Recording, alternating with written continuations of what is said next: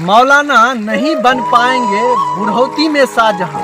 जी हाँ, सही सुन रहे हैं आप। बुढ़ौती में शाहजहां बनने का ख्वाब अब किसी भी मौलाना का पूरा नहीं होने वाला है, क्योंकि जल्द लागू होने वाला है देश में यूसीसी। उत्तराखंड में इसे आज लागू कर दिया गया है, जिसके तहत मौलवियों का 15 साल की 16 साल की बच्चियों के साथ शादी करने का ख्वाब अब ख्वाब ही रह जाएगा। जीएसटी के तर्ज पर ही यूसीसी कानून को उत्तराखंड में लागू कर दिया गया है। जैसे एक देश एक टैक्स, उसी तर्ज पर एक देश एक कानून को लागू किया गया है उत्तराखंड में, जिस पर मौलानाओं के मनमानी पर रोक लगेगा।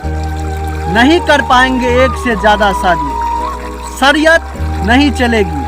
इस देश में रहना है तो संविधान के हिसाब से चलना होगा, शरीयत नहीं चलेगी, नाम मंजूर होगी। जय हिंद।